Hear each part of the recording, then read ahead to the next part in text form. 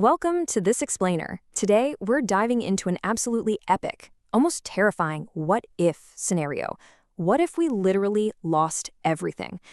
What if humanity had to reboot all of its progress from absolute scratch? Well, buckle up, because we're going to jump straight into this ultimate blueprint for survival, pulling from a massive manual on exactly how to restart the world. The whole thing kicks off with this profound idea. The story of humans is a story of discovery. The story of civilization is a story of failures and rebirths.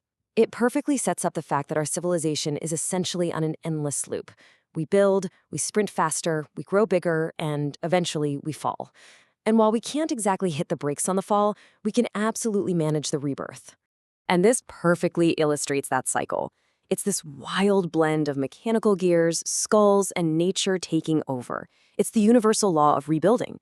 It basically tells us that, sure, humanity is hardwired to keep growing and pushing boundaries. But when that inevitable collapse hits, well, how we navigate nature's forces, both the creative and the destructive ones, is exactly what's going to dictate the lifespan and the splendor of our brand new world. What I find super fascinating is this highly structured, almost mechanical view of human progress. Because, again, while we can't prevent a civilization from crumbling, we have a literal blueprint to radically shorten the dark ages that follow. And that's exactly what we're doing today. We're going to walk you step by step through your crucial first week of survival.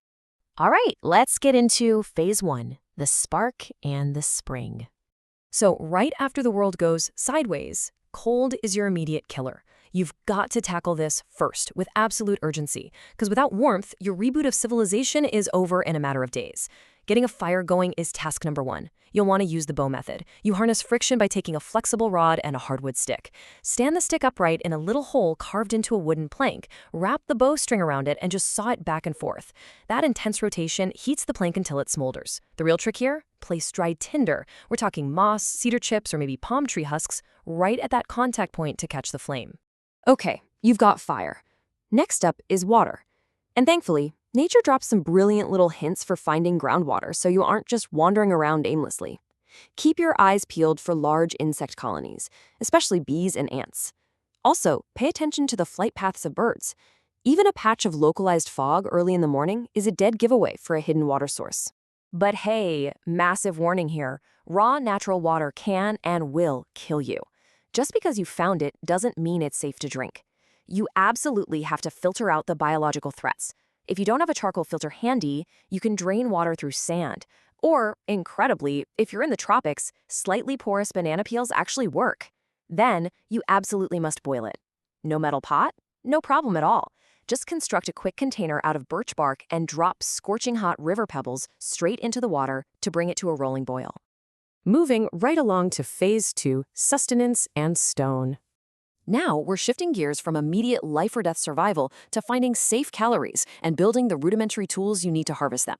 Look, you are going to be starving, but eating the wrong leaf is a fatal mistake, so you have to memorize this. It's the strict 5-15 rule for unknown plants. Step 1, rub it on your fingers and wait 15 minutes. Step 2, rub it on the inside of your elbow. Step 3, hold it between your lips. Step 4, chew a tiny piece, but do not swallow it.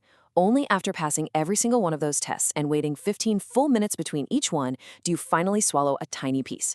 I know, it takes crazy patience when your stomach is growling, but it will literally save your life. Because out there, nature is basically a sprawling, chaotic pharmacy.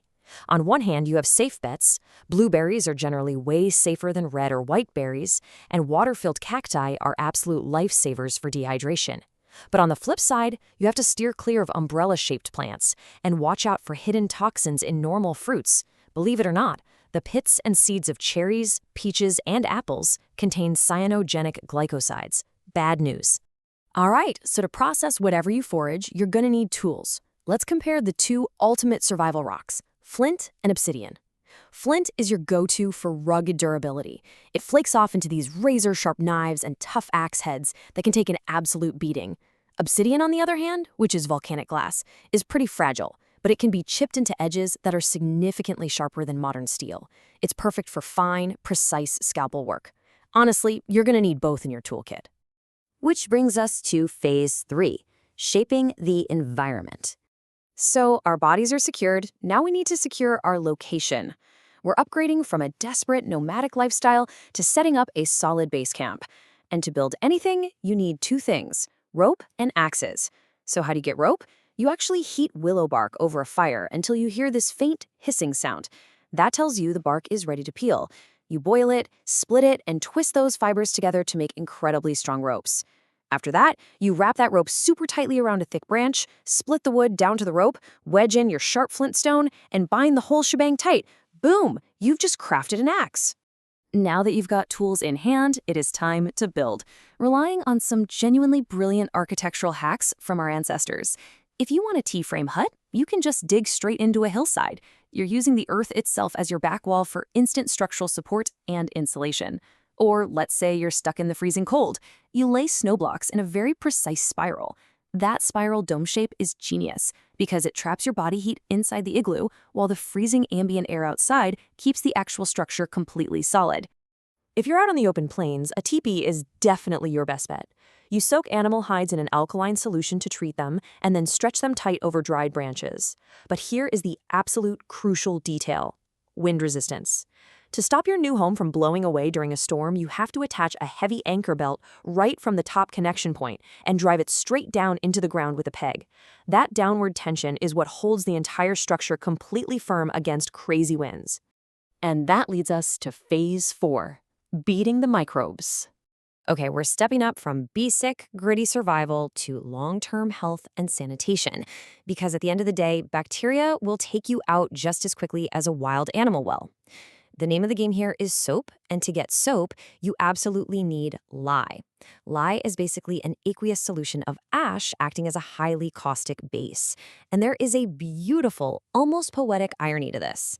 To clean the grease and dirt off your hands, you actually have to manufacture a mixture made out of fat and ash.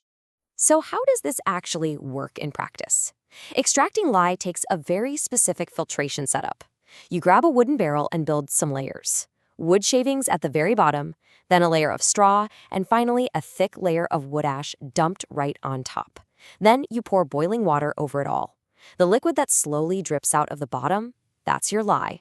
Just be incredibly careful with it, because it will cause severe chemical burns if you aren't paying attention. Now, this is where raw chemistry meets actual comfort. To finally make that soap, you mix your extracted lye with some heated vegetable oil or animal fat right over a fire. You want to stir it carefully until it thickens up to the consistency of sour cream.